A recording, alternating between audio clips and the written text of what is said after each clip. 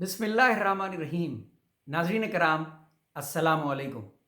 آج کی نشست میں انشاءاللہ سورہ النساء کی آیات 61 سے لے کے 65 تک کی تلاوت، سید ابو العلا مودودی کے تفہیم القرآن سے ان تمام آیات کا مکمل ترجمہ، اور پھر انتہائی آسان اردو میں عمومی مفہوم پہ مبنی اپنے منظوم ترجمے کا خلاصہ پیش کروں گا، تاکہ تمام چیزیں آپ کو انتہائی آسانی سے سمجھ میں آ جائیں اور ازبر ہو جائیں۔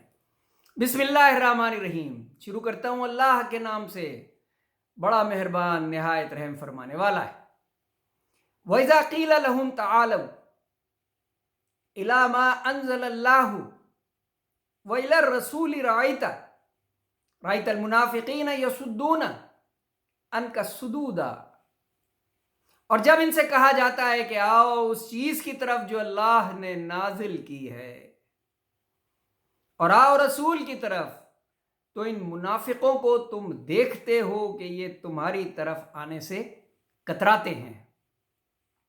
پھر اس وقت کیا ہوتا ہے جب ان کے اپنے ہاتھوں کی لائی ہوئی مصیبت ان پر آن پڑتی ہے، تو اس وقت یہ تمہارے پاس قسمیں کھاتے ہوئے آتے ہیں اور کہتے ہیں کہ خدا کی قسم ہم تو صرف بھلائی چاہتے ہیں، اور ہماری نیت تو یہ تھی کہ فریقین میں کسی طرح موافقت ہو جاتی۔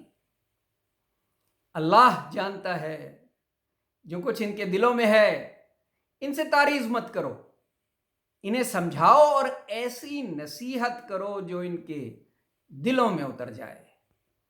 انہیں بتاؤ کہ ہم نے جو رسول بھی بھیجا ہے اسی لیے بھیجا کہ اس نے خداوندی کی بنا پر اس کی اطاعت کی جائے۔ اگر انہوں نے یہ طریقہ اختیار کیا ہوتا کہ جب اپنے نفس پر ظلم کر بیٹھے تھے تو تمہارے پاس آ جاتے اور اللہ سے معافی مانگتے، اور رسول بھی ان کے لیے معافی کی درخواست کرتا، تو یقیناً اللہ کو بخشنے والا اور رحم کرنے والا پاتے۔ نہیں اے محمد صلی اللہ علیہ وسلم، تمہارے رب کی قسم یہ کبھی مومن نہیں ہو سکتے جب تک کہ یہ اپنے باہمی اختلافات میں یہ تم کو فیصلہ کرنے والا نہ مان لیں۔ پھر جو کچھ تم فیصلہ کرو اس پر اپنے دلوں میں بھی کوئی تنگی نہ محسوس کریں، بلکہ سر بسر تسلیم کر لیں۔ سبحان اللہ، صدق اللہ العظیم، صدق اللہ العظیم۔ ناظرین کرام، انتہائی آسان اردو زبان اور مکمل تجزیہ انتہائی اہم آیات کا۔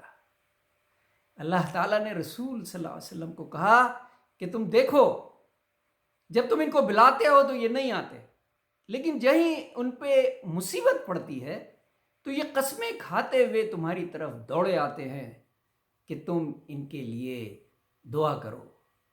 انہیں بتاؤ کہ ہم نے جو بھی نبی بھیجے وہ ان کی ہدایت کے لیے بھیجے تھے۔ اگر یہ تمہاری بات مان لیتے اور تم بھی ان کی طرف سے معافی کی درخواست کرتے تو تم اپنے رب کو معاف کرنے والا پاتے، کیونکہ وہ رحیم ہے، وہ کریم ہے، ذات عظیم ہے۔ صدق اللہ العظیم، صدق اللہ العظیم۔ آج کے لیے اتنا ہی ناظرین کرام، اپنا بہت خیال رکھیے گا۔ اللہ حافظ۔